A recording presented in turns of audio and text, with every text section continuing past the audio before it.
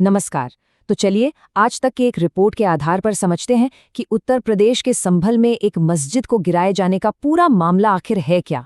एक एक करके सारे फैक्ट्स पर नजर डालेंगे। तो मामला सीधा सा है। उत्तर प्रदेश के संभल जिले में एक मस्जिद जैसे दिखने वाले ढांचे को प्रशासन ने गिरा दिया। लेकिन सवाल ये है कि ये कार्रवाई आखिर क्यों हुई और कैसे हुई। चलिए इसी को आगे समझते हैं। तो ये घटना हुई कहाँ? ये हुई है संभल जिले के अछौड़ा कंबो में। ये जगह इसलिए इम्पॉर्टेंट है क्योंकि इससे हमें पूरा कॉन्टेक्स्ट समझने में मदद मिलेगी।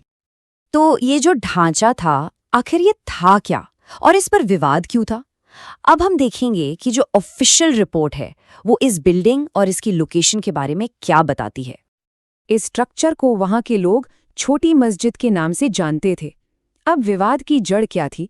रिपोर्ट कहती है कि ये जो स्ट्रक्चर था ये एक पब्लिक पार्क की जमीन पर बना था और इसी वजह से प्रशासन ने इसे एक अवैध कब्जा माना। 265 ये जो नंबर है ना, ये इस पूरे केस में बहुत अहम है। क्यों?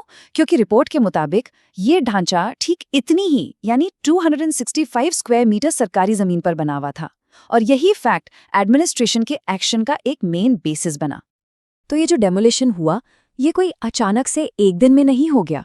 नहीं, इसके पीछे कई महीनों की पूरी एक एडमिनिस्ट्रेटिव और लीगल प्रोसेस थी। तो चलिए अब जरा टाइमलाइन देखते हैं कि आखिर ये सब हुआ कैसे। पूरी कहानी शुरू होती है जून में। 11 जून को मस्जिद कमेटी को जमीन खाली करने के लिए पहला नोटिस दिया जाता है। फिर 16 जून को वो नोटिस ऑफिशियली सर्व भी कर दिया जाता है। लेकिन जब जमीन खाली नहीं हुई तो मामला आगे बढ़ा।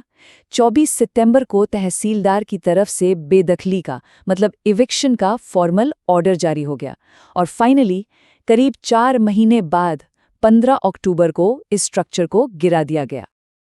अच्छा, यहाँ एक ज़रूरी बात और है। रिपोर्ट में ये भी बताया गया है कि नोटिस मिलने के बाद कमेटी ने खुद से कुछ हिस्सा हटाना शुरू भी किया था, लेकिन पूरा स्ट्रक्चर नहीं हटाया और शायद यही वजह थी कि एडमिनिस्ट्रेशन को फिर आगे एक्शन लेना पड़ा। चलिए अब सीधे चलते हैं उस दिन पर जिस दिन ये डेमोलिशन हुआ। देखते हैं कि इसे कैसे किया गया और ऑफिशियल्स ने इसके पीछे क्या वजह बताई। तो रिपोर्ट के हिसाब से 15 अक्टूबर को एक्शन को लीड कर रहे थे नायब तहसीलदार दीपक जुरैल और सीओ कुलदीप सिंह।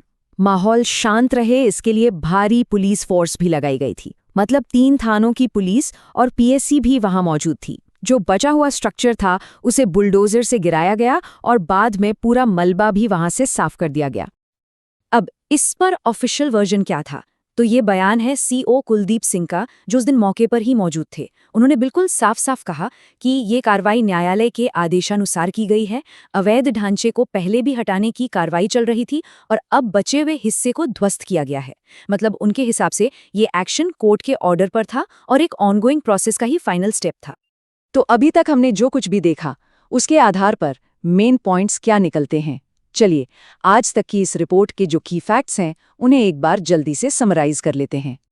तो मोटे तौर पर 4 बातें सामने आती हैं। पहली, संभल में एक स्ट्रक्चर था जिसे मस्जिद बताया गया, वो 265 स्क्वायर मीटर पब्लिक पार्क की जमीन पर बना था।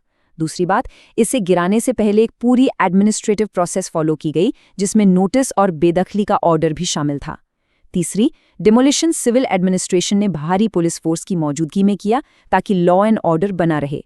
और चौथी और सबसे जरूरी बात, इस एक्शन का ऑफिशियल कारण कोर्ट का ऑर्डर बताया गया। तो ये था इस पूरी घटना पर आधारित रिपोर्ट का एक तथ्यात्मक विश्लेषण। लेकिन हाँ, ये मामला एक जरूरी सवाल जरूर खड़ा करता है कि कानूनी प्रक्रियाओं को लागू करने और स्थानीय समुदायों की भावनाओं के बीच एक सही बैलेंस कैसे